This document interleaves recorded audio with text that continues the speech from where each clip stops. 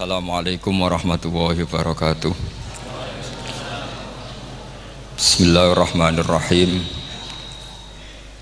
Tabarakalladzi nazzala al-furqana ala 'abdihi liyakuna lil 'alamin nadhir. Allahumma shalli wa sallim ala sayyidina Muhammad wa ala alihi wa sahbihi wa barik wa sallim asma'in. Amma ba'du. Ingkang kula hormati Kiai Haji Abdul Hanan wa ahli baiti, sedanten kanca-kanca santri peminat ilmu tafsir dan ilmu hadis ingkang kula hormati. Berbicara tentang ilmu tafsir, ada beberapa ulama yang menghindari kata tafsir karena makna tafsir itu memaknai atau menduga apa yang dikehendaki Allah. Tentu itu sulit. Satu, bahwa faktanya kita sudah tidak bisa komunikasi dengan Allah karena tidak ada wahyu lagi. Sehingga dari kehati-hatian ini pernah suatu saat Abu Bakar ditanya, ma makna abban fi qaulihi ta'ala wa faqihata wa abba. Beliau menjawab, saya tidak lagi pantas hidup di atas bumi, di bawah naungan langit, jika saya mengatakan naqulu fil Quran, jika saya harus berpendapat tentang Quran apa yang tidak saya ketahui. Itu kehati-hatian yang dilakukan Sayyidina Abi Bakrin As-Siddiq. Tapi teori ini berbanding paradok, berbanding ekstrim, ketika bahwa Quran itu diturunkan itu sebagai hudan, sebagai petunjuk, kedua sebagai bayanan, sebagai penjelas. Dan ini yang saya yakini, kalau sebagai penjelas, Quran itu harus jelas sekali dan bisa menjelaskan. Dan Quran mensifati dirinya wal kitabil mubin, demi kitab yang memberi penjelasan. Sehingga dari sudut ini orang kafir pun mungkin memahami Qurannya. Dan menurut saya orang kafir pun bisa paham Quran. Kalau Ahok itu melintir Quran, tidak memahami Quran, paham? Senok harganya itu melintir Quran tapi tidak memahami Quran. Tapi bahwa Quran itu bisa difahami orang kafir itu ya. Logikanya gampang begini, kata Imam Syafi'i dalam kitab Ar-Risalah. Ketika Quran turun, itu pendengarnya itu tidak ada yang muslim, belum ada santri Kewagian, nggak ada santri Lirboyo, nggak ada santri Sarang. Pendengarnya itu non muslim. Nah ini sampai angen-angen, ketika Quran turun tuh pendengarnya muslim atau non muslim? Non muslim. Andai kan Quran itu turun tidak difahami orang kafir, maka lalu objeknya siapa, sasarannya siapa? Nah sebab itu akan aneh kalau kita yang mondok, misalnya ngaji Idqon, ngaji Alfiyah, ngaji Ulumul Quran, apa saja, kemudian Anda tidak paham Quran, padahal orang kafir saja bisa paham. Nah ini tantangan bagi kita. Sing kafir wis paham Quran, masa kita santri tidak paham Quran. Makanya begini, di antara awal-awal periode Makkiyah ada surat disebut Qul ya ayyuhal kafirun. Katakan Muhammad ya ayyuhal kafirun. Karena mukhotabnya atau lawan dialeknya Nabi adalah orang-orang apa? Kafir. Mereka paham ketika dijelaskan Quran, paham. Dan sebagian mereka menjadi mukmin karena paham. Itu termasuk isi makalah yang saya utarakan di sini. Mereka tanya, ya Muhammad, siflana rabbak amin dahabin amin nuhasin amin hajarin. Karena orang kafir jahiliyah itu punya tren yang namanya Tuhan itu fisik. Mereka punya Lata, punya Uzza, punya Hubal. Sehingga kalau Tuhan-Tuhan kita ini dari batu, Muhammad, katanya Anda punya Tuhan yang berbeda. Lalu Tuhan Anda ini dari emas atau dari perak. Turunlah ayat Qul huwallahu ahad Allahus somad. Lagi-lagi mukhatabnya adalah orang kafir. Makanya ini juga akhirnya jadi ilmu madhab, ilmu tentang firqah-firqah dalam Islam, bahwa kesalahan terbesar orang Khawarij sebagaimana yang dikutip Imam Bukhari. Nanti saya cari di juz 4 atau di juz 3, pokoknya di bab Babu Qitalil Khawarij, karena Imam Bukhari punya adat diulang-ulang. Kata Ibnu Umar yang dikutip Imam Bukhari, innahum intolaku ila ayatin nazalat fil kufar faja'aluha alal mu'minin. Orang-orang Khawarij atau kalau sekarang orang-orang radikalisme itu meneliti Quran, kemudian ketika ada kriteria manusia-manusia tertentu itu dianggap itu kenanya orang Islam, korbannya orang Islam. Padahal awal mula ayat ini turun untuk orang kafir atau kritikan pada orang kafir. Ini cilaka betul. Karena logikanya seperti yang dikatakan Imam Syafi'i, ketika Quran turun ini nggak ada orang Islam, yang ada orang kafir. Sehingga mukhatabnya adalah orang kafir. Tapi ayat-ayat ini nanti dipakai Khawarij untuk mengcounter orang Islam, sehingga mereka mudah mengkafirkan kita karena pakai ayat yang dari awal Allah mengkafirkan orang kafir, sekarang ayat itu dipakai mengkafirkan orang Islam. Ini saking gebleknya orang apa? Khawarij. Makanya kata kitab Fathul Bari yang menyarai Bukhari itu, yang mendorong orang Khawarij seperti itu adalah jahluhum bisyariah. Memang mereka benar-benar bodoh, benar-benar goblok. Misalnya kita kiai atau kita ma'arif atau kita santri atau kita orang soleh, kemudian kita tidak bisa melakukan apa yang kita katakan, terus kita oke lah, kita kena kritik misalnya atakmurunan nasa bil birri wa tansawna anfusakum wa antum taslunal kitab. Terus kita katanya bisa ngomong tapi tidak bisa melakukan, terus dikritik dengan ayat itu mestinya tidak tepat. Karena itu asbabun nuzulnya adalah orang-orang Yahudi karena tahu bahwa sifat Rasulullah itu ada di Taurat, mereka menyuruh keluarganya itu masuk Islam, tapi mereka sendiri tidak mau Islam. Kemudian turunlah ayat atakmurunan nasa bil birri wa tansawna anfusakum wa antum taslunal kitab afala ta'qilun. Sekarang perbandingannya begini, misalnya ada orang Islam, taruh saja Zaid itu maling, ya maling, konsisten dia malingnya sampai tua. Terus menurut Anda Zaid yang muslim ini, muslim, Zaid itu muslim tapi maling, jangan bilang maling tapi muslim, dia itu ya. Kemudian Zaid bilang ke anaknya, "Cung, kowe aja dadi maling, dadi santri sing soleh, sing maling bapak tok." Ndak, ini menurut analisis usul fikih, ngomongnya Zaid itu benar apa salah? Benar kan? Nasihatnya ya benar, ngomongnya juga benar. Kamu tidak bisa ngeritik Zaid, kamu bisa ngomong tapi tidak bisa melakukan, tidak bisa.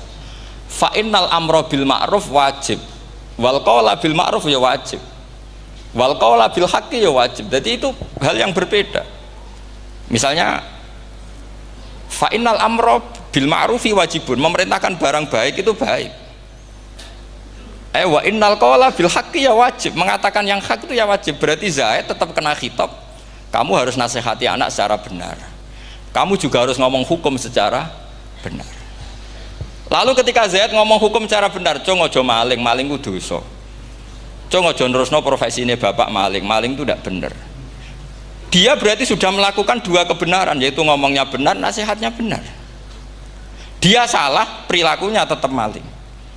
Tapi jangan karena dia maling lalu omongannya enggak salah juga, berarti salahnya malah tiga. Makanya ini pentingnya ngaji sama ulama, sama ahli usul fikih. Jadi tidak bisa dicampur adukkan. Zaid gagal dalam perilaku, tapi jangan gagal lagi di nasihat. Nanti kalau dia tidak nasihati, maka anaknya terus maling, alasannya niru bapaknya. Karena bapaknya kalau mau nasihati nanti disemprit sama santri-santri, "Pak, sampean ra oleh nasihati anake ra usah maling, sampean dhewe maling." Oh, tidak bisa cara usul fikih. Itu malah yudroku kulluh, la yudroku napa? Kulluh, atau bahasa populernya al-maisur la yasqutu bil maksur. Misalnya kita sebagai kiai hanya bisa takrib, hanya bisa jurumiyah. Apa muda Fathul Mu'in cek abote. Bulet, maknane bulet. Kamu tidak boleh ngomong gini, "Cung, kowe sebagai muridku kudu nurut aku. Nak gurumu goblok tok takrib, kowe tok takrib wae." Gak oleh ngelangkai guru, gak sopan gitu misalnya. Nggak boleh gitu. Tetap kita ngomong, "Cung, kowe aja koyo aku. Kowe kudu alim Fathul Mu'in, alim Fathul Wahhab." Sama ndak bisa protes. Pak guru sendiri ndak bisa, ndak bisa. Kebenaran tetap sebagai kebenaran meskipun kita ndak kuat melakukan atau ndak bisa melakukan. Lagi-lagi ayat itu sebenarnya ada untuk kita, untuk orang Yahudi, atakmurunan nasa bil birri wa tansawna anfusakum wa antum taslunal kitab. Sebab itu istidlal dengan Quran itu memang resikonya tinggi kalau tidak bagi mutabakhir, karena ya itu tadi, ini harus ada pengetahuan yang luas tentang asbabun nuzul, tentang kriteria. Nah, kalau terpaksa, saya katakan terpaksa, kalau terpaksa kita itibar itu boleh, tapi itu terpaksa. Bahwa Allah mengkritik orang yang bisa ngomong tapi tidak bisa melakukan. Tapi itu secara usul fikih itu runyam. Teori ini runyam sekali, fatal. Sama lihat tuh di kitab Bajuri atau di kitab-kitab fikih yang lain. Ketika Shahibil Burdah atau Shahibil Bur'ah itu yang Imam Busiri itu, Muhammad bin Busiri. Niku salah nama tapi kadung populer. Jadi sebetulnya Imam Busiri itu Shahibil Bur'ah, bukan Shahibil Burdah, tapi kadung terkenal Burdah, kita ikut-ikutan apa? Burdah. Imam Busiri itu ngeluh, saya ini orang yang banyak kesalahan. Di antara salah saya adalah saya bisa ngomong tapi tidak bisa melakukan. Yaitu saya ngomong misalnya orang supaya tahajud, saya tidak tahajud. Saya ngomong orang supaya sholat sunat, saya nggak pernah sholat sunat. Itu sarahnya itu yang menyarai itu kan Imam Bajuri itu yang sarah Burdah. Itu mengkritik begini. Kalau Anda ngendikan itu fi ma'radi dzammin nafsi, yaitu dalam konteks Anda mengkritik diri sendiri, oke. Tapi omongan Anda salah. Karena secara usul fikih fatal. Fatalnya begini. Misalnya saya nggak pernah tahajud. Ya mungkin itu nyata. Oke, mungkin itu nyata. Apakah kemudian saya tidak boleh mengatakan at-tahajjudu sunnatun? Apa saya diwajibkan diam hanya karena saya tidak pernah tahajud, terus saya seorang kiai yang haram mengatakan at-tahajjud sunnatun? Saya harus tetap mengatakan kalau tahajud itu sunnah. Saya kalau punya santri terus saya bilang, "Cung, napas nganggur yuk tahajud. Tahajud itu sunat." Karena mengatakan kebaikan pasti bagian dari kebaikan itu sendiri.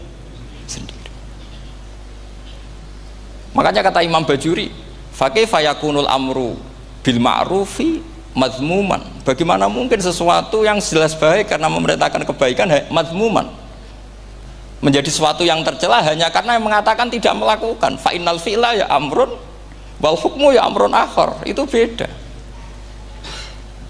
Jangan karena Anda tidak minum teh karena diabetes, terus Anda kalau ada tamu tidak disuguhi teh. Karena saya sendiri tidak minum teh. Wah ya repot kalau gitu.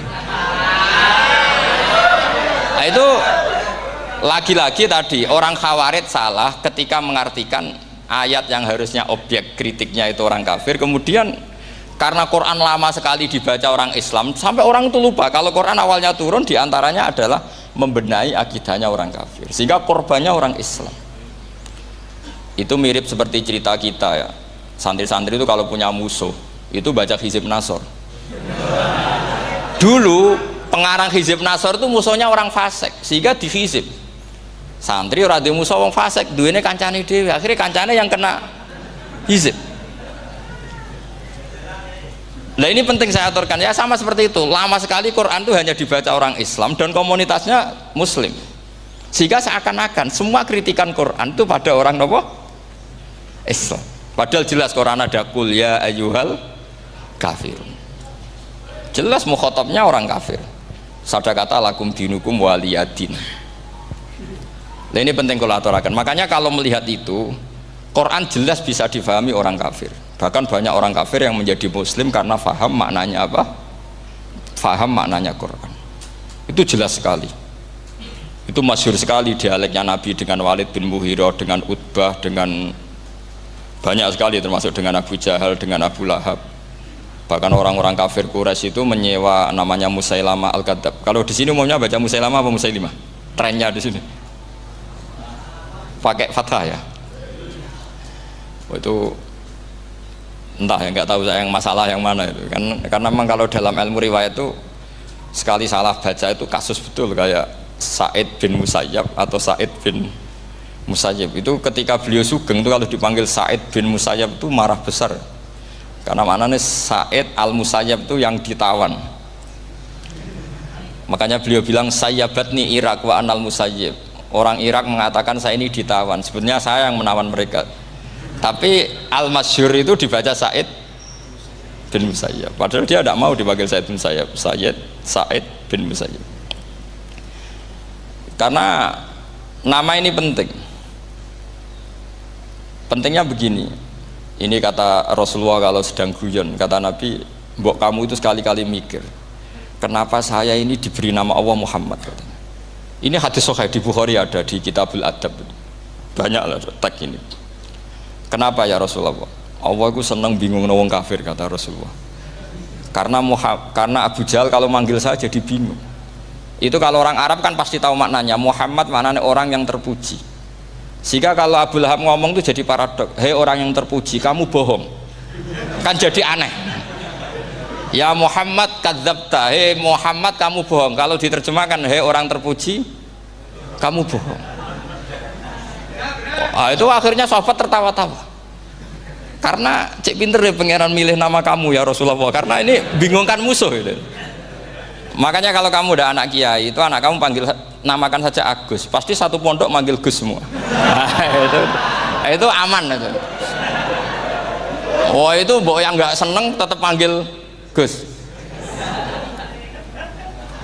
Karena kalau untuk Gus putra kiai kan butuh di bapak kiai, kan bapak ayus kadung rakyai itu kan, itu ada triknya, yaitu anaknya dinamain Agus. Nah, itu Rasulullah itu sudah dipilih sedemikian rupa oleh Allah, perilakunya benar, ahwalnya benar, sak namanya juga benar, sehingga ketika Abu Jahal, Abu Lahab tahu bahwa nama Muhammad ini problem, karena ini madah itu memuji, sehingga mereka kalau mencari Muhammad tuh bilang ainal madmum, mana orang yang tercela. Terus orang-orang Quraisy tidak paham, kamu nyari siapa? Akhirnya mereka bilang, ana atlubu Muhammad, dan saya cari Muhammad. Akhirnya bilang Muhammad lagi. Nah, itu. Nah, Quran juga main di ranah nama, sehingga Abu Jahal itu namanya kan Abul Hakam. Orang Islam dari awal memanggil Abu Jahal, karena kalau sampai kita manggil Abul Hakam, kita akan mengalami paradok, ya Abul Hakam, hei bapak dari semua kebijakan, kamu begini kan kacau. Makanya itu dari sini orang nggak boleh salah apa? Salah nama. Ini penting kalau aturakan, karena kadang menganalisis Quran itu satu bilisanin arabi mubin, kata Imam Syafi'i, wa innahu latanzilu rabbil alamin nazala bihir rohul amin ala qalbika litakuna minal mudhirin bilisanin arabi mubin. Di antara, kata Imam Syafi'i ini, di antara aturan pokok memahami Quran adalah dia malian bil arabiyah, dia sangat-sangat menguasai bahasa Arab. Itu masyhur dalam dialog Imam Syafi'i. Saman kalau ngaji takrib atau Fathul Mu'in, syarat sahnya tayamum lil musafir itu apa? Tolabul ma', mencari apa? Air. Sampai kalau di takrib dicontohkan, kalau di tempat atas nyari ke bawah, kalau ke bawah nyari ke atas.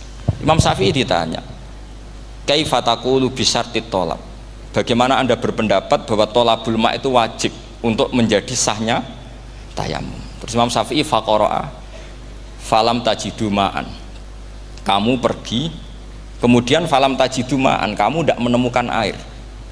Terus Imam Syafi'i mengatakan la yuqalu liman lam yatlub lam yajid wa innama yuqalu lam ya'rif, katanya. Orang yang nggak pernah mencari itu tidak bisa dikatakan lam yajid, tidak menemukan. Kalau belum mencari namanya tidak tahu. Padahal Quran bilang kamu pergi kemudian kamu tidak menemukan air. Tidak menemukan itu berarti harus mencari dulu, baru dikatakan lam yajid, tidak menemukan. Kalau tidak pernah mencari namanya tidak tahu.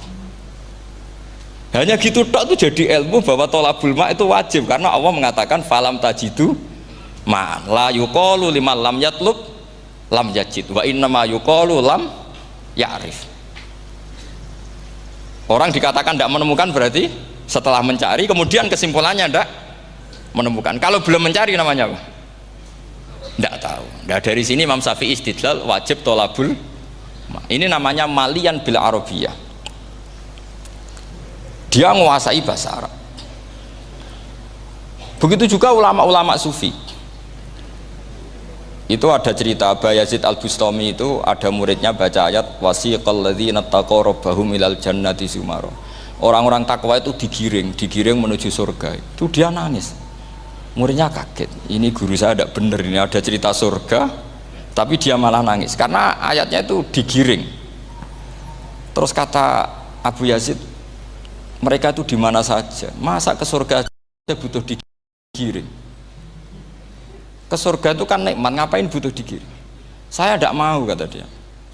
Abu Yazid itu nggak mau digiring ke surga, itu nggak mau. Muridnya kan tambah kaget, memangnya mau neraka kan, itu pikirannya itu. Ternyata beliau jawabnya sederhana, saya pas itu sudah dekat sama Allah sehingga tidak perlu digiring. Kemudian saya sudah panitia kiamat pas itu, jadi nggak perlu digiring. Nah ini nanti penting jadi satu aturan ilmu ulumul Quran. Saya di rumah itu istiqomah ngajar Qawaidul Asasiyahnya Said Muhammad yang dulu ditulis abahnya Zubdatul Itqon oleh Said Alawi. Kemudian Zubdatul Itqon itu tentu dari kitab Itqon. Terus Said Alawi dulu ngarang kitab Faidul Khobir, sarahnya Faidul Khobir sama Sayyid Muhsin Al-Musawab, dulu dari Padang tapi hidupnya di Mekah. Saya dulu talaki sama Mbah Mun. Itu ternyata ada ayatnya, innal muttaqina fi jannati wa nahar fi maq'adi sidqin 'inda malikim muqtadir. Sekarang sampean saya tanya, menurut Anda semua orang kena hisab enggak? Enggak, sampean jawab saja. Menurut Anda ketika di mahsyar semua orang kena hisab apa enggak? Pasti kita menjawab iya. Tapi kata Said Muhammad, itu keliru. Enggak kebayang orang seperti Nabi kena hisab. Pasti yang kena hisab itu orang-orang yang enggak jelas. Nah, misalnya Nabi jelas baiknya, harusnya ya langsung nggak kena hisab. Karena tidak mungkin seorang saksi kok diaudit, tidak mungkin. Lo saksi itu di pengadilan kan nggak tersangka, nggak terdakwa, dia tidak boleh diintervensi oleh hakim. Nah, Rasulullah ketika kiamat, ketika fil mahsyar, fi faslil qada itu jelas, fa kaifa idza ji'na min kulli ummatin bisyahidi wa ji'na bika ala haula'i syahida. Rasulullah sudah dekat Allah, pas mahsyar itu ada Allah, ada Rasulullah, ada Jibril. Kemudian Nabi itu mengidentifikasi, ditanya sama Allah, bener mat ini umatmu? Ya, niki umatmu ya. Kalau yang nggak jelas ya Nabi lama jawabnya. Makanya kamu jangan jadi orang nggak jelas. Nah, itu kalau sekali nggak jelas itu Nabi lama sekali jawab. Nah, artinya begini, yang kena hisab itu meskipun kata Said Muhammad, meskipun Dhahirul Quran itu menetapkan asbata umumal hisab, tapi zahirnya Quran yang sama juga menafikan hisab. Itu karena nggak mungkin, nggak kebayang kita malaikat berani menghisab afdalul khalqi. Sama bisa bayangkan malaikat mengaudit Rasulullah SAW, ahabbal khalqi ilallah, kepen cilaka mencit ya. Wong jajar Allah kabeh dinten audit sudah indah. Fa kaifa idza ji'na min kulli ummatin bisyahidi wa ji'na bika ala haula'i syahida. Lalu mungkar nakir juga sama. Sampean bisa bayangkan mungkar nakir tanya Nabi Muhammad. Tesnya susah. Karena kalau Rasulullah terus ditanya, "Waman nabiyuka?" Wah, itu kan bisa kiamat itu.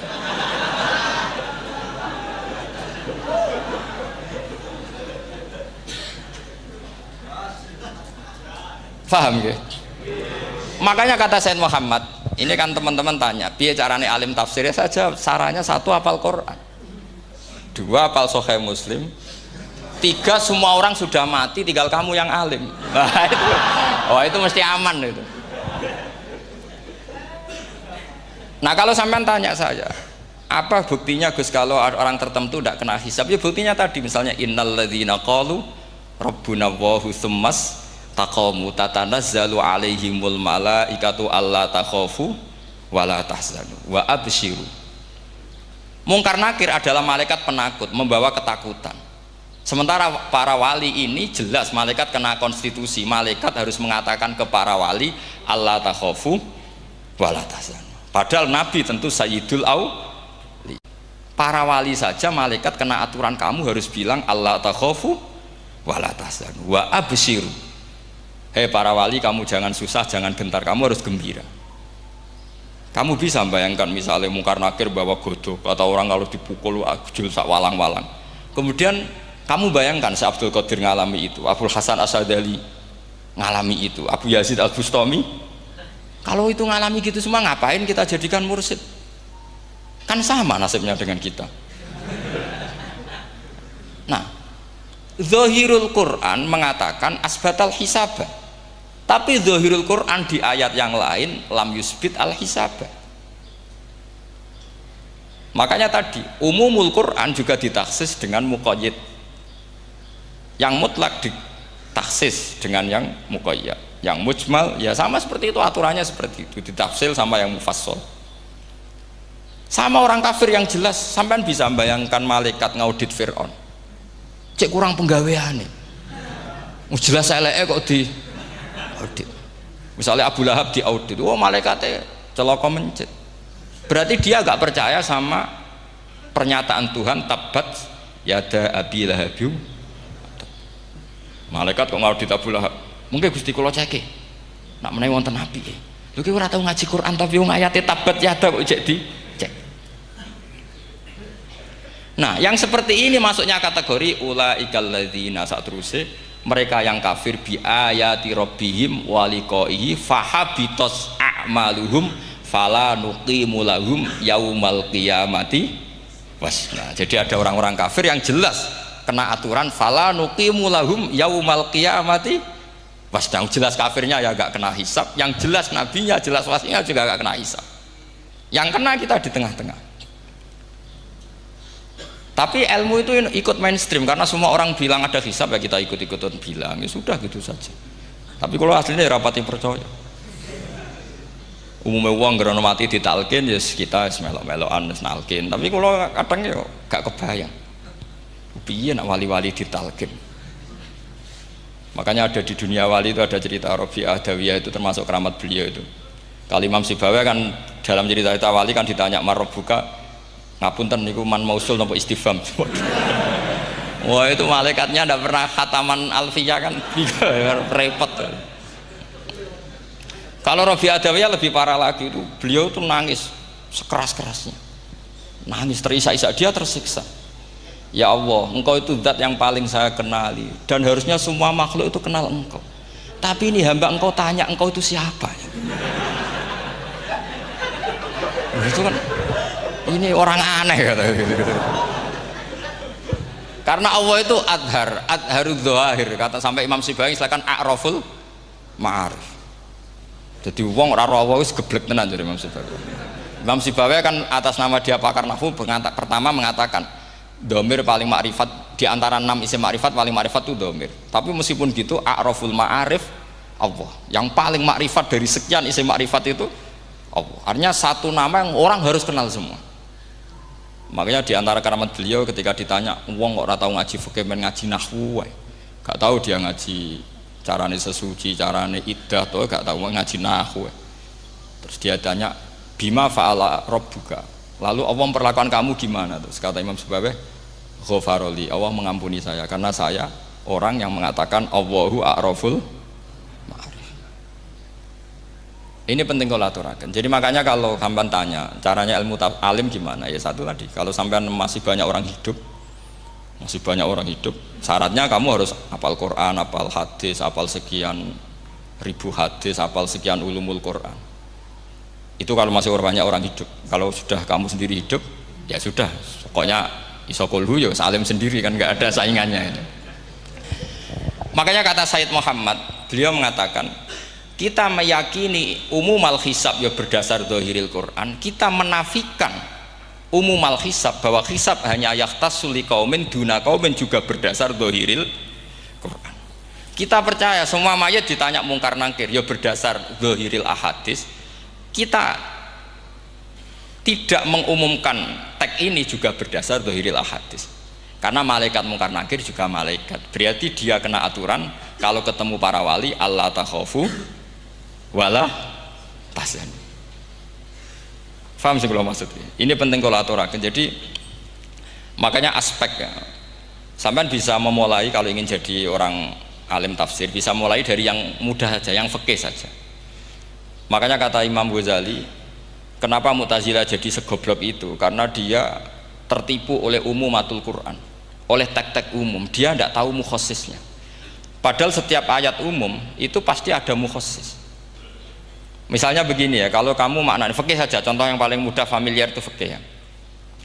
Misalnya kita ngaji Quran, wal mutallaqatu yatarabbasna bi anfusihinna salasata quru. Kalau orang dicerai, itu iddahnya itu 3 kali masa nopo suci. Apakah aturan iddah seperti ini hal hadhil iddah amatun likulli mutallaqatin am li mutallaqatin makhsusah? Apa ini semua mutallaqah iddahnya pasti salasata quru? Apa orang tertentu? Ya enggak, asal dia mutallaqah pasti iddahnya salasata quru. Anda goblok, Anda salah besar. Kalau misalnya yang dicerai adalah orang hamil, iddahnya apa? Salasata quru apa watil hamli? Watil hamli. Kita butuh ayat lain, wa ulatul ahmali ajaluhunna ayyadna hamlahu. Sama seperti kita ngaji walladzina tawaffawna minkum wa yadharuna azwajan yatarabbasna bi anfusina arba'ata asyhurin wa asyra. Asal wanita ditinggal mati suaminya, maka iddahnya 4 bulan 10. Apa semuanya demikian? Enggak. Misalnya orang hamil iddahnya biwatil hamil. Artinya kalau Anda tertipu umumatil Quran, berarti Anda sama dengan menghukumi orang ditolak semua iddahnya salasata quru.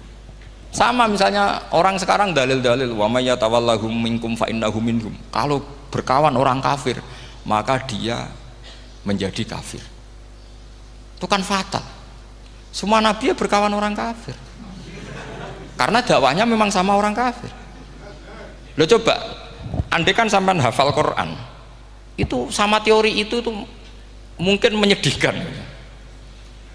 Coba istilahnya Quran, wadhkur akho'at wa ila adin akhawum huda wa ila samuda akhawum. Terus semua umatnya yang kafir disebut akhawum. Akhaw itu artinya apa?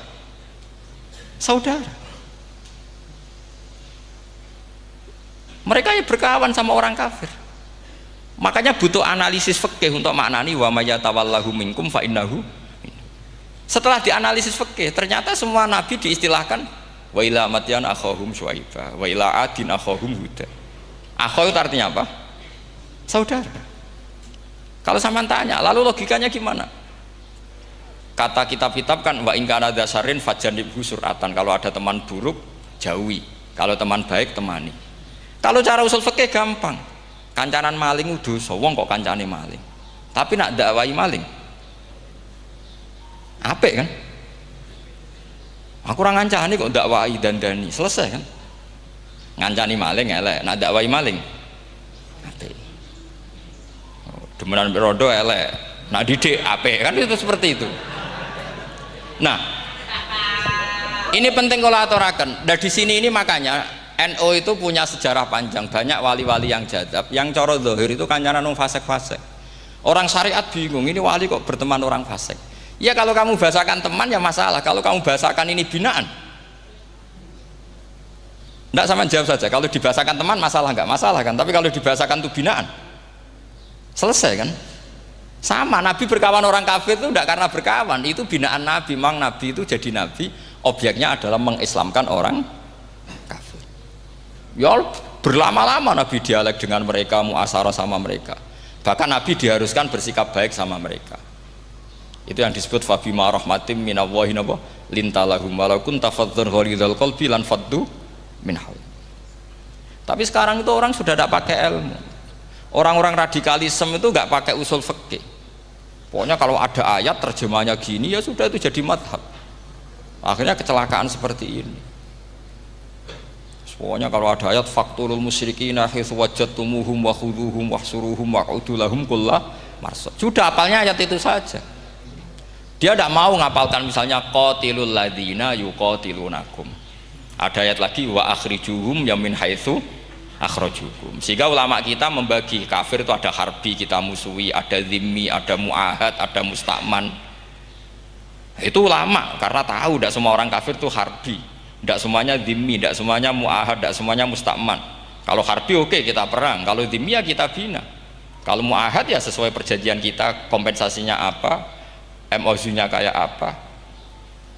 Tapi apalnya mereka ayat satu tema. Nah celakanya kita yang ngaji di pondok-pondok yang katanya spesialis ingin alim tafsir, apalnya ya satu ayat juga.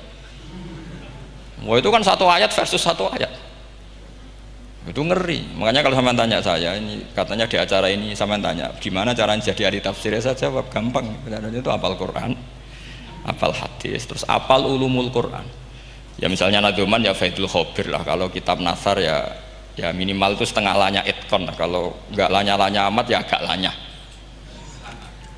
Karena kitab tafsir itu gampang, teorinya itu mudah sekali. Misalnya al-ibratu bi umumil lafzi la bi khususis sabab, itu sama dengan kayak kaidah fikih. Karena kalau kaidah fikih itu saya itu pernah dibisui kiai itu, ini kisah nyata itu, dibisui kiai itu pas basul masail. Dulu saya itu masih sering mau basul masail. Tadi mun pensiun mun boten niku mun. Dulu saya dengan Gus Zofur putrane Mbah Mun itu sering makili Pondok Anwar basul masail fikih. Tapi tidak tahu ceritanya Gus Zofur jadi dokter tafsir, saya juga kok ya tahu-tahu menekuni tafsir.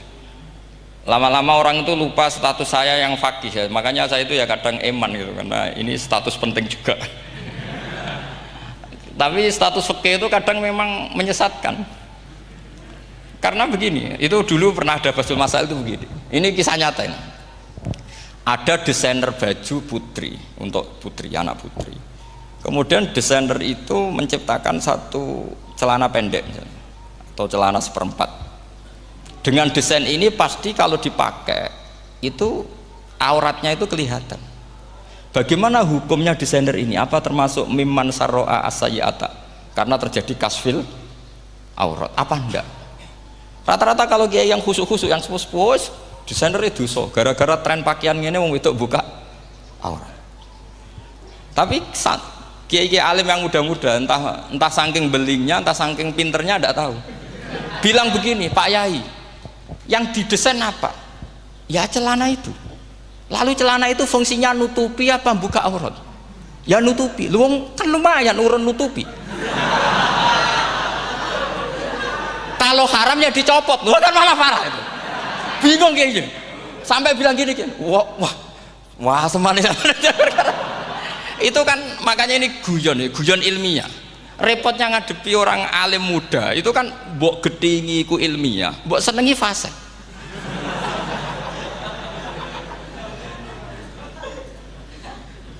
Ketika kiai yang khusyuk tadi tak tanya, kalau desainer katok seperapat, paham gitu? Ya coba yang celana dalam terlalu vulgar itu, paham gitu? Nggak, rok saja lah, rok mini misalnya, rok selutut. Sampean jangan ngeres ya, yang rok selutut misalnya. Rok selutut itu desainernya kena hukum haram nggak? Sampean jawab saja. Oh haram jadi kiai sepuh, karena dengan desain itu misalnya lututnya kelihatan. Tapi pertanyaannya kayak muda saya masih ingat betul, saya tanya. Lalu fungsi pakaian itu apa Pak Yai? Fungsi itu kan tetap nutupi sebagian aurat. Kalau Anda haramkan, barang haram itu harus dihilangkan. Nah, itu. Sampai Kiai itu setelah acara itu manggil saya.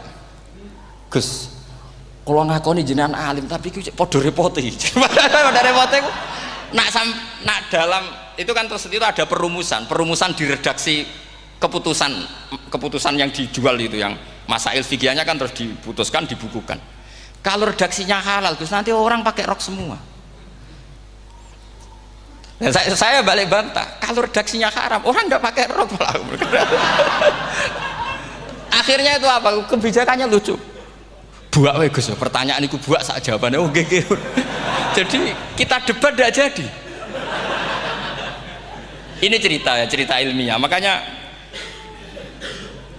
sama tidak wajib anut saya ini terlalu ilmiah, jadi tidak baik untuk kehidupan kesalian, kurang baik. Jadi ini, tapi ini ilmu, tetap kaidahnya fikih ma la yudraku kullu la yudraku kullu.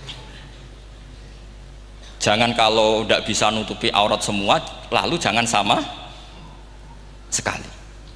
Lho nggih kan kaidahnya kan gitu, ma la yudroku kullu la yudroku kullu. Misalnya Anda punya tetangga nggak mau pakai jilbab, nggak mau pakai pakaian muslimah, kamu tidak boleh bilang munisan ra kelambinan, tidak bisa. Ma la yudroku kullu la napa ma la yudroku kullu nu la yudroku napa kullu. Makanya ini kita harus hati-hati. Nah bayangkan sekarang orang neliti Quran itu yutroku kullu. Mestinya kalau Anda meneliti radikalisme, ayat yang terkait radikalisme diteliti semua. Ternyata di surat Taubat yang disebut suratus Saif, yang bahkan haram baca bismillah, itu ada ayat wa in ahadum minal musyrikin astajaroka fa'ajirhu hatta yasma'a kalam Allah thumma ablighu ma'mana. Muhammad, kalau ada orang kafir mau belajar Quran sama kamu, ya harus kamu pelajari hatta yasma'a kalam Allah. Setelah mereka mau belajar, ya ablighu ma'mana thumma ablighu ma'mana, kamu harus menjamin keamanan dia. Itu di surat Taubat, termasuk akhiru suratin nazalat, gak mungkin terjadi mansukh. Tapi orang-orang ekstremis selalu pakai faqatulul musyrikin haitsu, apalan itu terus. Yang orang liberal yang menapani la ikraha fiddin, ya sudah seperti itu. Sing orang-orang ora tegas, ora tau nahi mungkar, ya ma arsalnaka ila rahmatal lil alamin, ngono terus. Yang kelompok tukang nahi mungkar ya ayatnya amen nahi mungkar. Saya tuh heran, kenapa mereka punya masalah dengan hafalan kayaknya. Kenapa sih hafalannya kok pedot itu? Kita yang hafal semua bingung jadi. Jadi akhirnya kita yang pinter anu sing goblok. Karena saya tuh pernah loh debat sama orang salaf, debat gitu. Setelah saya mengutarakan sekian hadis, ada tuh Pak hadis itu, waduh, harusnya kamu ngaji saya, ada debat tuh yang level, kalau nggak level tuh nggak boleh kata gitu. Itu kan ngeri. Makanya ini penting ya, kalau sampean tanya ingin jadi alim tafsir ya harus hafal Quran semua.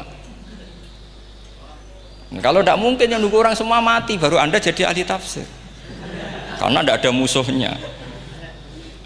Tapi saya pastikan orang kafir pun bisa memahami Quran, yaitu tadi hatta yasma'a kalam Allah. Sayyidina Umar itu masuk Islam itu gara-gara dengar adiknya baca Toha, ma anzalna alikal Qur'ana litashqa illa tadhkiratal liman yakhsha tanzilam mimman khalaqal arda was samawati ula ar-rahmanu alal arsis tawa. Itu dia ma huwa bikalamil basar, tidak mungkin seperti ini karangan manusia, itu tidak mungkin. Akhirnya dia Islam. Banyak orang Islam karena diperdengarkan Quran, karena memang notnya sudah unik, makna kualitasnya juga sudah unik, semuanya itu unik, indah. Sampai sekarang pun orang kafir itu orang paling tahu Quran. Makanya Allah mensifati orang kafir itu hasadam min indi anfusihim mim ba'di ma tabayyana lahumul haq. Sekarang sama saya tanya, orang sing tabayyana lahumul haq itu orang faham apa orang tidak faham? Mereka orang kafir itu mengingkari Quran, padahal mim ba'di ma tabayyana lahumul haq, setelah kebenaran nyata bagi mereka. Nyata bagi mereka artinya orang kafir faham apa tidak faham? Faham. Cuma mereka punya penyakit hasadam min intian. Mereka juga kalau ada ayat tentang ahkam yang memberatkan, mereka bilang i'ti bi Qur'anin ghairi hada au badil. Muhammad harusnya jangan tema itu yang diangkat, bu, cari Quran yang lain yang enggak tema itu. Mereka sampai memilih tema itu karena paham apa karena tidak paham? Karena paham. Makanya di makalah saya pastikan ngaji tafsir itu gampang, karena orang kafir pun bisa. Kalau kasus Ahok itu bukan paham itu melintir, beda, paham sama melintir itu beda. Itu diterjemah kemenang tuh jangan mengangkat kawan orang Islam, bukan mengangkat pemimpin. Ya likingnya kalau ngangkat teman saja tidak boleh, apalagi ngangkat pemimpin. Fatal mana berteman sama orang salah sama ngangkat. Saman kancanan maling ini apik nak menawa nang andani terus ngangkat, "Hei maling ke pimpinanku." Parah mana? Parah mana? Artinya sama saja ketika diterjemah jangan ngangkat teman, sebetulnya ngangkat pemimpin lebih fatal. Itu kan mafhum awlawiyah, itu kan normal saja. Itu di Quran biasa, misalnya innalladzina ya'kuluna amwalal yatama dzulman, orang yang makan hartanya anak yatim secara zalim. Kamu bilang, "Gus saya tidak makan kok, sepeda motornya tak gasap, tak jual." Yang diharamkan kan makan. Wah, ya sarap kalau gitu. Maknanya begini, memakan harta anak yatim artinya ifsad. Ifsad itu merusak. Nak ngono ikhraq, membakar atau mencuri sama dengan makan, bal asad. Malah kan lebih apa? Lebih apa? Dasar. Jadi yakuluna di situ tuh ba'dul amsilah, sebagian contoh min wujuhil ifsad atau min wujuhil ihlak. Jangan kok karena ayatnya makan, oh yang haram tuh makan, kalau nyuri gak apa-apa. Waya fata. Itu kan sama dengan santri geblek ketika ada kiai ini, "Cung, kowe mbek bojomu jogeman naboi." Suatu saat istrinya lapor lagi, "Pak Yai sekarang ndak naboi tapi nyadui." Karena naboi itu pakai tangan. Mereka pertama dilaporkan kiainya, "Pak Yai, suami saya itu sering memukulin saya pakai tangan gini. Cung, jogeman naboi bojomu." "Nggih Pak Yai, siap." Suatu saat istrinya lapor, "Pak, tetap benjut, kenapa? Kulo nak niki disadui." Mereka pikirannya, sing haram nabok, nak nyaduk halal. Wah itu kan ngajak goblok bareng. Nah masalahnya di usul fikih kasusnya seperti itu. Makanya saya ini kadang ya maliki sekali. Kadang saya itu maliki sekali. Kadang ya. Misalnya begini, saya beri contoh. Ini yang kisah nyata ya. Ada seorang Arabi datang ke Rasulullah. Ya, tadi kan teman-teman minta juga ilmu hadis ya. Ini satu paket saja. Itu tadi nanti kalau sampean kasih lalim ndak itu sudah ada urusan saya tadi, nunggu orang mati banyak tadi. Kalau nggak usah nunggu orang mati, sarannya tadi apal tadi. Ya Rasulullah, ahlak tuh. Saya ini orang yang rusak. Wama ahlakaka. Lalu yang bikin rusak kamu apa? Qol waqatu imroati fina hari Ramadan. Saya menjima istri saya ketika masih siang. Fina hari Ramadan, siang Ramadan. Walhasil Nabi tidak menyuruh hanya kodok, tapi menyuruh kafaroh. Kafarohnya itu merdekakan budak atau memberi makan 60 orang miskin atau puasa berapa? Puasa 60 hari. Atau urut merdekakan budak atau puasa 60 hari atau memberi makan sitina miskin. Oke, kita sepakat.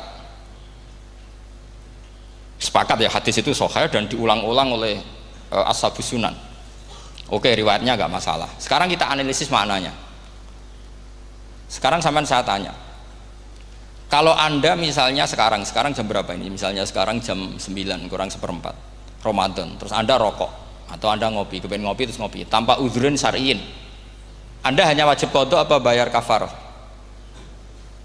Enggak, sampean jawab. Rata-rata kiai kita, oh mau wajib qadha Gus karena gak jima. Sing seru kafarah itu nak jima. Kan ngombe kopi be jima beda. Pertanyaannya tuh lucu, ini naif secara fikih masalah. Masalahnya begini. Jima bojo itu tidak zina. Jima bojo itu zina apa enggak? Enggak. Berarti dengan makan bedanya apa? Sama kan? Sama-sama amrun mubah. Sesuatu yang boleh. Kenapa hukumannya berat?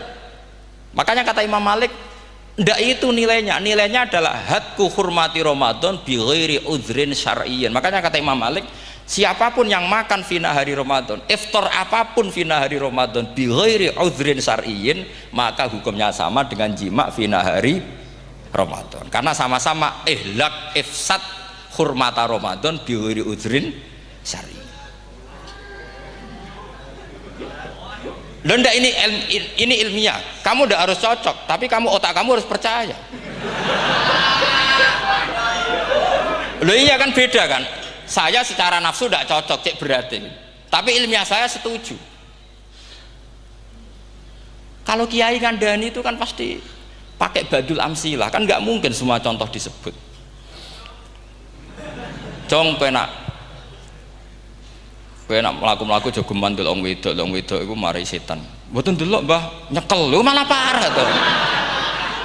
Nggak bisa. Makanya ini masalahnya lafat. Ini kembali ke Imam Syafi'i, bilisanin Arabiyyim mubin.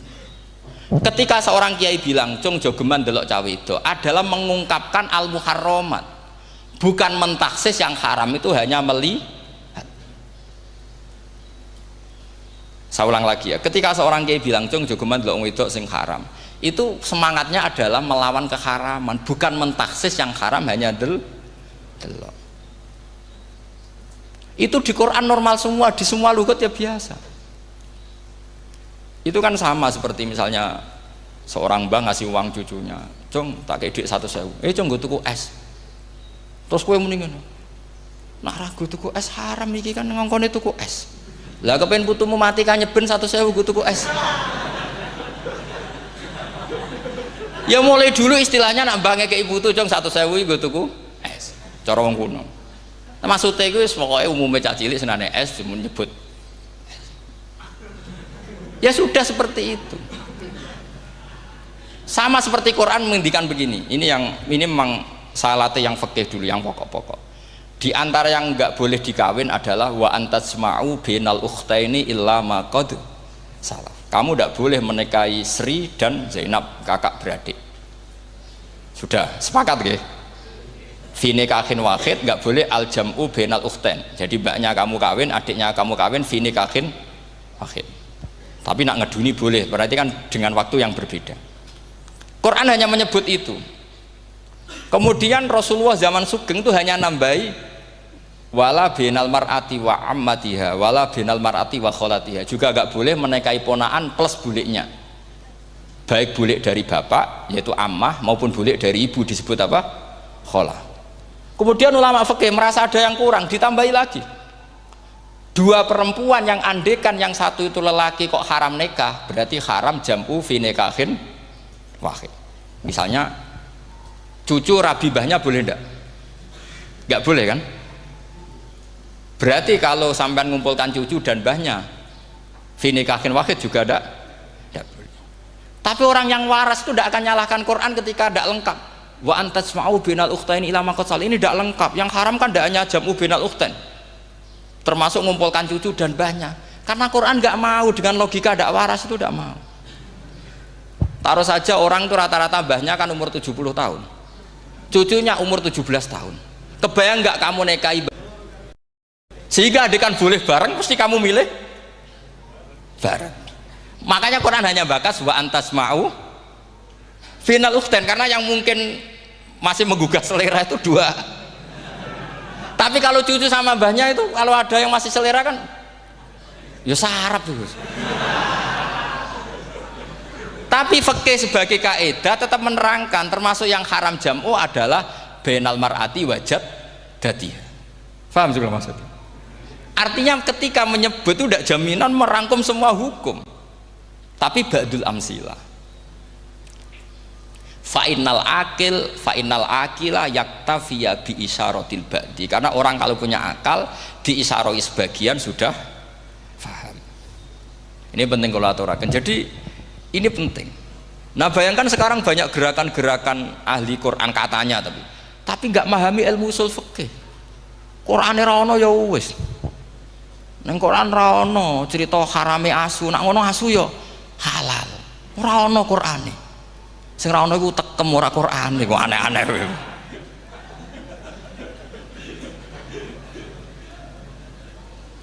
Itu kan sama, terus sampean misalnya tadi jam 09.00 Ramadan tambah udhurin syariyin terus mangan mie rokokan. Itu kan melecehkan Ramadan biguri udhurin syariyin, karena melecehkan hurmata Ramadan kena sanksi separah itu. Jangan kamu terus bilang tapi Nabi hanya bilang masalah jima finari Ramadan. Jima istri itu hukumnya itu tidak zina, hukumnya itu mubah, sama dengan makan.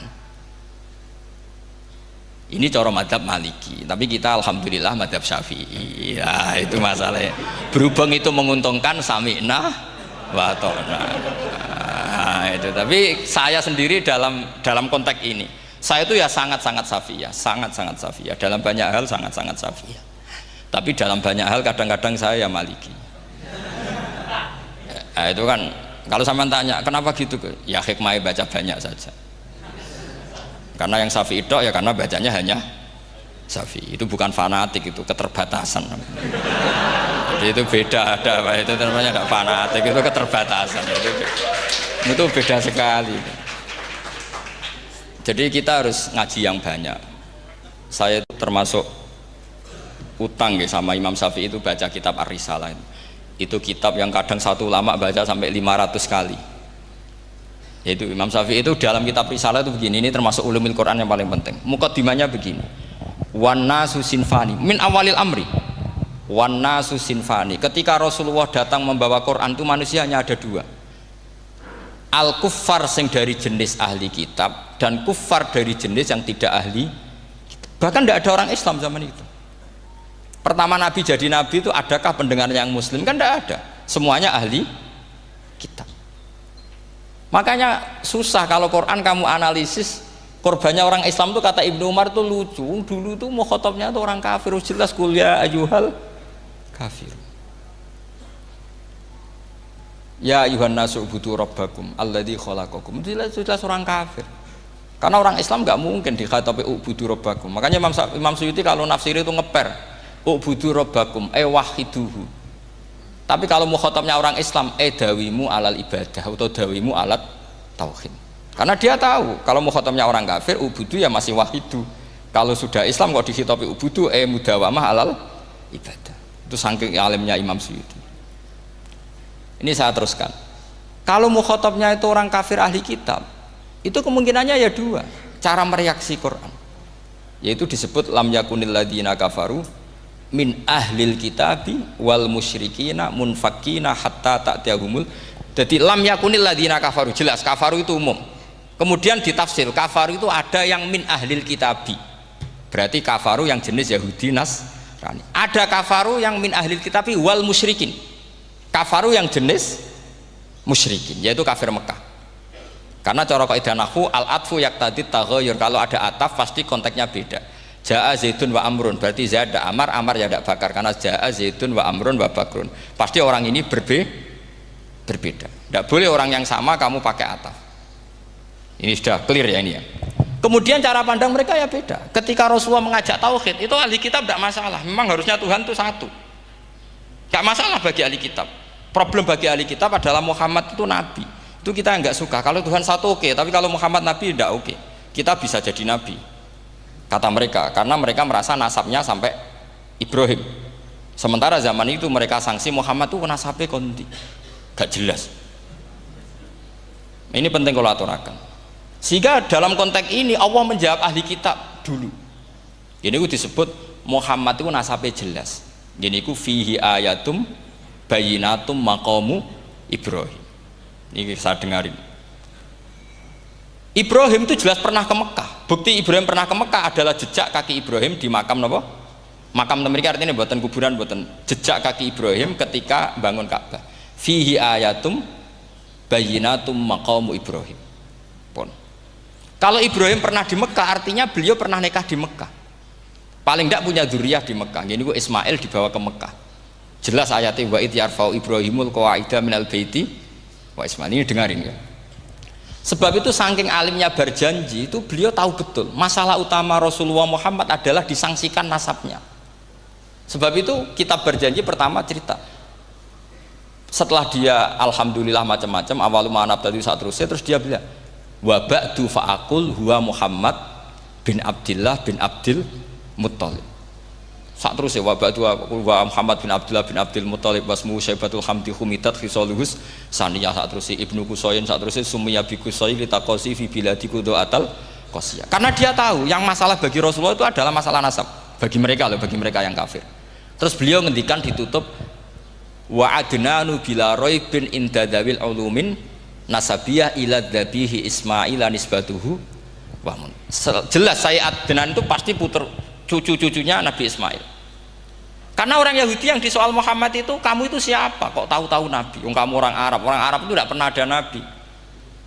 Yang Nabi itu normalnya orang Israel, yaitu turunan Yahudi, karena Yahuda bin Yakub bin Ishak bin Ibrahim.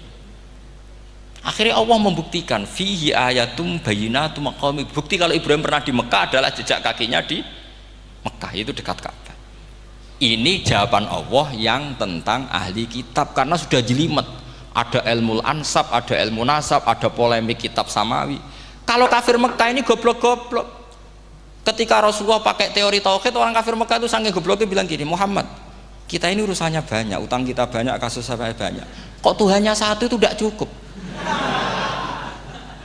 Yaitu mereka mengatakan aja'alal alihata ilahau wahida inna hadza la syai'un ujab. Bagaimana Tuhan hanya satu? Urusan kita banyak, masalah kita banyak, Tuhan nggak boleh satu, harus banyak. Sejumlah urusan kita. Ada Tuhan BPKB, Tuhan macam-macam lah. Ada Tuhan kredit, Tuhan kas macam-macam lah kan. sesuai sebanyak urusan kita. Mereka tanya aja alal alihata ilahau wahida, masa Tuhan satu, inna hadza la syai'un ujab, ini aneh. Tapi Rasulullah dengan sabarnya, kalau yang seperti ini Allah menjelaskannya beda dengan yang pertama, karena tadi orang kafir itu bisa min ahlil kitab, bisa wal musyrikin. Lam yakunil ladzina kafaru min ahlil kitab, ada yang wal musyrikin. Semuanya ini tidak pernah munfakina hatta ta'tiyahumul bayyinah. Mereka tidak pernah tercerabut dari pikiran mereka, dari mainstream mereka, sampai ada bayyinah. Bayyinah itu kejelasan kebenaran atau benar yang begitu jelas. Itu siapa? Rasulun minallah yatslu suhufam mutahhar. Akhirnya Nabi sabar. Saking sabarnya Nabi itu ngomong gini, ya di khalayak umum, mukhatamnya ya kafir semua.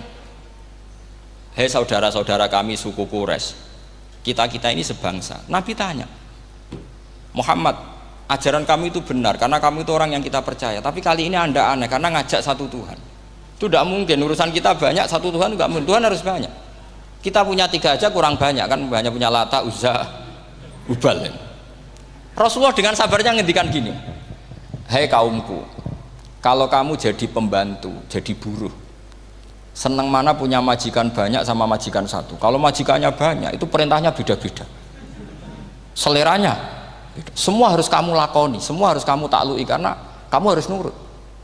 Wah ya repot mat kalau di majikan banyak, oh ngerepoti mesti. Rasulullah tinggal nimpali, Tuhan kamu itu majikan kamu, kalau Tuhannya banyak perintahnya ya banyak, seleranya beda-beda. Kamu bingung nggak? Wah ya bingung mat, ya sudahlah mat satu aja. Akhirnya mereka masuk Islam.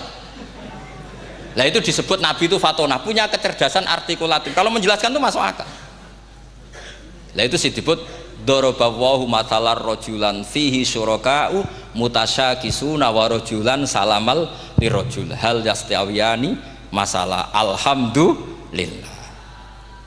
Nah ini penting, Allah membuat satu perumpamaan bagaimana ada satu pembantu yang punya majikan banyak, yang berbeda-beda seleranya, berbeda-beda perintahnya, dengan kalau hanya satu majikan. Apakah sama? Mereka jawab tidak sama, enak punya satu majikan. Begitulah Tuhan kamu, harusnya satu. Jadi artinya gini, kalau kamu ngaji ulumul Quran, kamu harus tahu ini khitab ke kafir. Kafir yang mana? Ahli kitab atau kafir yang musyrik. Nah sekarang tidak tahu lagi, pokoknya kafir. Makanya kalau orang berdebat mereka itu tidak goblok meneh. Waduh. Makanya sama tidak usah ketularan goblok, sing pun sing wis goblok ora usah ditambahi mun kathah dan ini pun. Ya karena kita ngaji jelas Qur'annya kan lam yakunil ladzina kafaru, itu masih ada min lil bayaniyah atau min li bayanil jinsi. Kafaru itu sopo? Siji min ahlil kitab, 2 kafaru sing wal musyrikin. Dua-duanya tidak pernah munfakina hatta ta'tiyahumul bayyinah. Mereka tidak akan tercerabut dari pikirannya sehingga ada bayyinah. Bayyinah itu siapa? Rasulun minallah yatslu sufam. Nah, ketika Nabi menjelaskan asal usul nasabnya bahwa Sayyid Adnan itu ila Ismail jelas putra Nabi Ibrahim, mereka terus baru iman karena ada fihi ayatum bayyinatum maqamun apa Ibrahim. Ya jadi saya kira demikian, nanti kan akhirnya jam itu teman.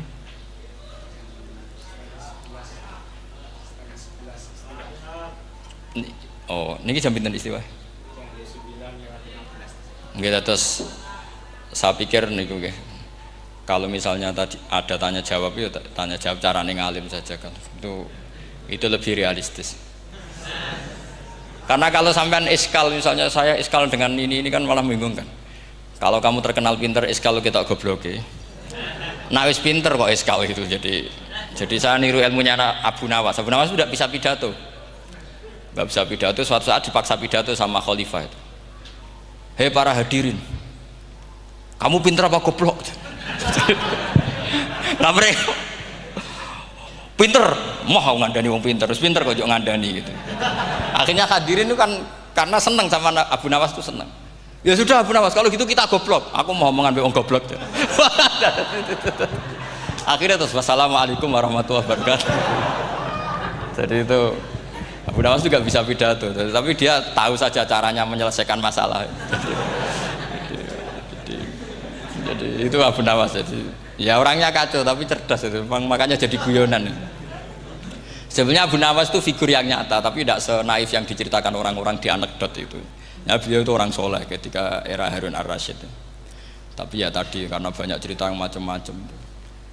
Ya, Abu Nawas itu, makanya ini cerita anekdot. Jadi riwayatnya agak jelas tapi lucunya jelas. Jadi itu. Dia itu mangkel punya tetangga profesor ahli astronomi. Adiknya itu mau iso omong kok. Abu Nawas mau pinter molak-malik omong, kan masyhur itu dia cerita. Hari Senin tanggal sekian lihat Abu Nawas di alun-alun mau terbang. Orang lihat semua itu Abu Nawas itu ya sudah di podium ya hanya gitu-gitu. Kok nggak mau terbang-terbang? Ya mau itu ya tidak. Wassalamualaikum warahmatullahi wabarakatuh. Yang bilang Abu Nawas terbang siapa? Abu Nawas mau terbang. Yang namanya mau itu ya tidak.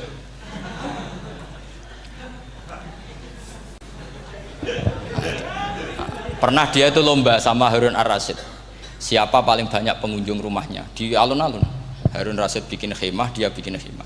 Tentu cerita ini bohong, yakini ini bohong, makanya ini bohong tenang. Makanya ini anekdot, hanya guyonan. Harun Rasyid karena dia raja itu ada apel, ada makanan macam-macam. Ya tentu pengunjungnya banyak. Batas akhir itu penilaian jam 12 malam. Abu Nawas tenang, satu pun nggak ada pengunjung, nggak ada makanan, nggak ada apa. Pas jam 12 rumahnya dia, kemahnya dibakar. Orang ke dia semua. Tit menang dia karena jumlahnya. Bahkan Harun Rasyid itu datang ke kemahnya dia.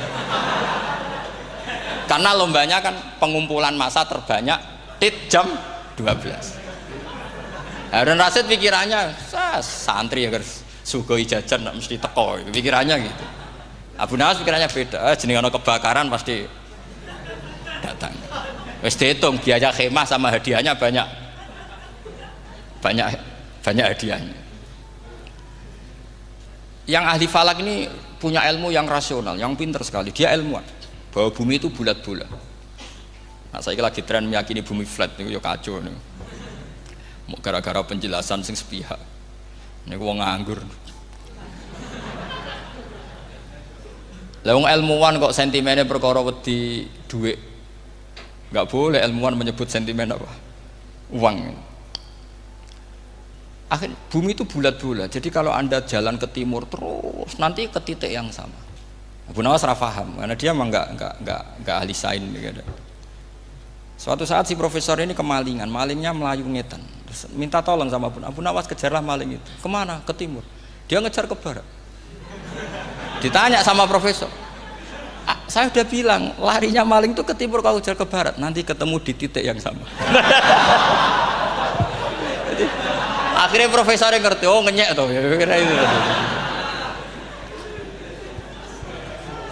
Jadi, nah khawatir saya nanti kalau santri-santri tidak pinter ilmu, terus pilihannya ilmu kayak Abu Nawas, jalan pintas tadi. Karena belajar falak jelimet, belajar faraid apa? Jelimet, ada aul, ada roh, terus semua ada masalah yang ruwet-ruwet terus. Akhirnya mau olah bicara. Ini musibah inna lillahi wa inna ilaihi raji'un. Itu tidak boleh. Quran tidak mengajarkan itu. Quran tetap mengajarkan ilmu meskipun ada nilai seninya. Ya tadi nilai seni tadi misalnya Allah mencontohkan daraba wa masalah rajulan fihi syuraka. Terus kedua uniknya Quran itu begini. Setelah dipikir itu nyata-nyata lebih detail. Misalnya begini. Ketika Allah mencontohkan ba'udah itu nyamuk. Itu orang-orang kafir itu bilang gini, "Ya Muhammad, Tuhan Anda kehilangan stok ilmiah." Sehingga contoh itu enggak yang dahsyat tapi sekedar nyamuk. Wong nyamuk kok digawe contoh. Mbok ya contoh itu dinosaurus, tak jerapah, tak apalah yang keren itu. Mosok contoh apa? Nyamuk. Terus Allah menjelaskan innallaha la yastahi ayyadriban apa? Mathalam ma. Contoh apa saja? Apa saja itu ditafsiri ba'udatan fama faqaha. Entah itu nyamuk, fama faqaha atau yang di atasnya nyamuk. Maksudnya di atasnya itu filkillah atau fisighor atau yang di atas nyamuk yang lebih kecil ketimbang nyamuk. Sekarang saya contohkan kata Rasulullah, contoh yang kecil saja, nggak usah bikin nyawa, nggak usah, itu terlalu mustahil. Seorang pemahat patung, terus kamu pesen, "Pak, aku gaekno patung gajah," mesti muni sanggup. Tak muni, "Pak, gaekno patung gajah ukurannya ya semestinya gajah." Oke. Tapi Pak, aku gaekno patung nyamuk, ukurannya ya sak nyamuk. Kira-kira sanggup apa enggak? Artinya ketika Allah gawe nyamuk itu lebih sulit ketimbang gawe gajah apa lebih mudah? Lebih sulit. Karena nyamuk yang sudah kecil, dia punya alat kelamin terus seberapa juga. Alat kelaminnya juga tetap harus ada lubangnya, terus seberapa juga. Temen saya malah ada yang cangkem elek bilang gini, lalu ya punya kumannya seberapa? Nah ini pentingnya ngaji akal. Kamu jangan hanya bilang, wow dinosaurus, jerapah, seru nyamuk. Nah karena orang sudah ada itibar dengan nyamuk, didatangkanlah nyamuk banyak. Sebenarnya nyamuk banyak itu mergo mangkel, gak diperhatikan itu. Makanya terus.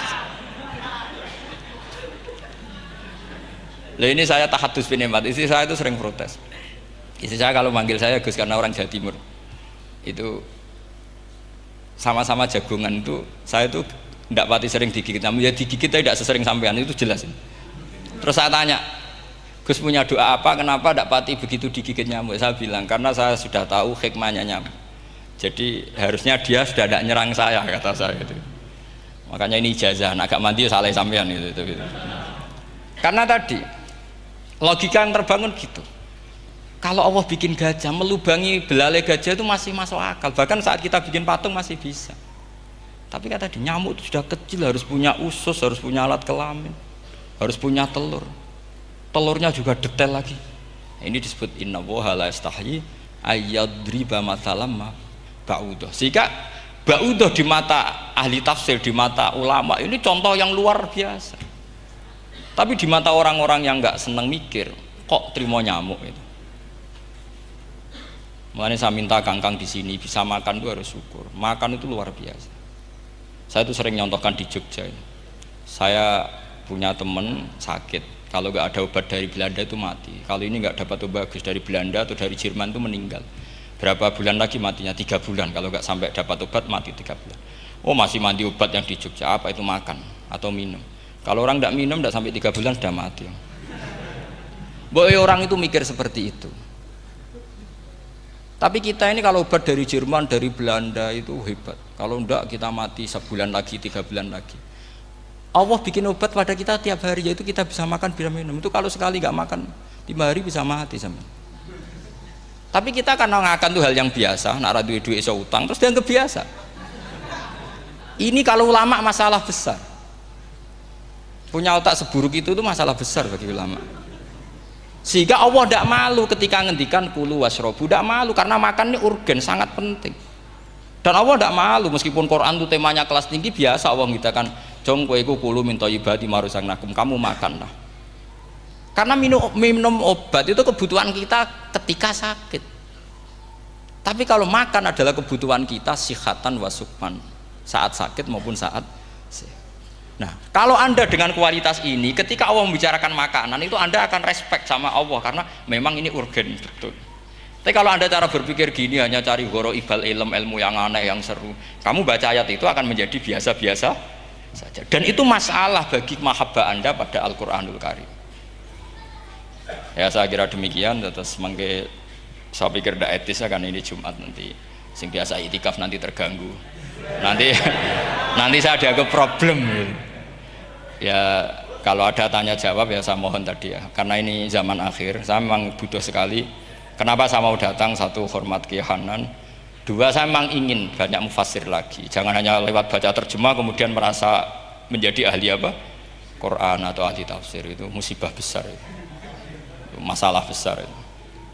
Ya pokoknya saya mohon lah. Ya setidaknya gitu. Misalnya orang kafir, kamu cari saja orang kafir. Ternyata ada yang harbi, ada yang dhimmi, ada yang mu'ahad, ada yang musta'man.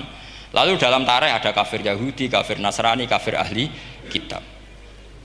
Kalau di fikih ada kafir yang lahum kitabun, ada yang tidak lahum kitabun. Kalau yang lahum kitabun disebut ini kitabiah kholiso, yang tidak, itu kan beda-beda di fikih. Boleh nikahnya ndak, khilu dhabihatihim atau tidak, itu kan detail sekali. Makanya saya mohon ini latihan detail. Oke, sampean tetap ngaji, sering khatam itu bagus karena mengumpulkan semua ilmu.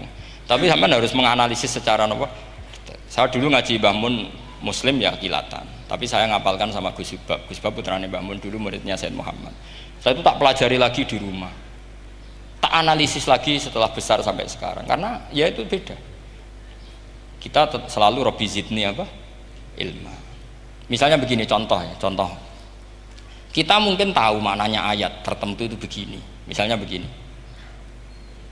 Faqula lahu qawlan layyinan la'allahu yatadzakkaru aw yakhsha. Musa dan Harun, jika kamu datang ke Fir'aun, maka kalau ngomong, kalau dakwah itu qaulal layyinan, dengan dakwah yang halus. Nggih, qaulal layyinan. Ini bagi yang ekstremis harus baca dialek ini. Ini kisah nyata yang diceritakan Habib Zain bin Smith ketika ngarang Al-Manhajus Sawi. Juga diulang-ulang di beberapa kitab. Suatu saat ada ustadz, corong Jawa Kemelinti, datang ke Harun Ar-Rasyid. Harun Ar-Rasyid ini Banil Abbas, termasuk zuriyahnya Abdullah bin Abbas. Karena Harun Ar-Rasyid sebagai khalifah tentu salahnya banyak, namanya pejabat pasti salahnya banyak. Meskipun kebaikannya juga banyak, tapi salahnya juga banyak. Kalau kita kan tidak pejabat, salahnya tidak banyak, tapi prestasinya juga tidak banyak. Ya kan, misalnya ada tamu Raja Salman, katanya hormat tamu wajib, kamu kan tidak bisa hormat. Karena dia juga tidak mau dihormati kita kan. Nah terus si ustadz tadi datang begini, saya itu masih hafal teksnya, ya Amirul Mukminin, inni nasihun lak famusyaddidun alaika fala tajidanna ala nafsika fi nafsika aliyya syai'an. Saya ini mau nasihati Anda, tapi saya maaf sekali karena nasihat saya ini kasar sekali. Musyaddid itu kasar, keras. Fala tajidanna fi nafsika aliyya syai'an, saya mohon jangan dimasukkan hati lah. Makanya terjemah bebasnya jangan masukkan hati. Katanya Harun Rasyid langsung marah. Uskut ya jahil, kamu itu ustadz bodoh. Kamu tidak boleh keras sama saya. Dia masih bantah, saya keras sama Anda karena Anda salahnya banyak. Terus apa kata Harun Ar-Rasyid? Inna wa ta'ala qad arsala man huwa khairum minka ila man huwa syarrum minni wa ma'adzalika qala ta'ala faqula lahu qaulal layyinan. Allah mengutus orang yang jelas lebih baik ketimbang kamu, yaitu Musa dan Harun. Musa dengan ustadz ini baik mana? Tidak, sama jawab saja. Baik Nabi Musa kan? Ilaman huwa syarrun minni. Fir'aun dengan Harun Ar-Rasyid buruk mana? Buruk Fir'aun. Itu saja masih dengan etika faqula lahu qaulal layyinan. Musa dan Harun kamu harus sopan. Ndak wae Fir'aun wajib sopan, ndak wae aku ra sopan. Nah ini sudah iktibar dari terjemah netral atau terjemah yang datar bahwa Allah ngutus Musa dan Harun ke Fir'aun dan Musa dan Harun diharuskan qaulal layyinan. Tapi menjadi energi mafhum yang luar biasa. Nak dakwai Fir'aun wae qaulan layyinan apa maneh dakwai padha-padha mukmin. Makanya kata Harun Rasyid, uskut ya jahil. Inna wa ta'ala qad arsala man huwa khairum minka ila man huwa syarrun minni. Wa ma'adzalika qala ta'ala faqula lahu qaulal layyin. Ya saya kira demikian, saya kembalikan ke moderator.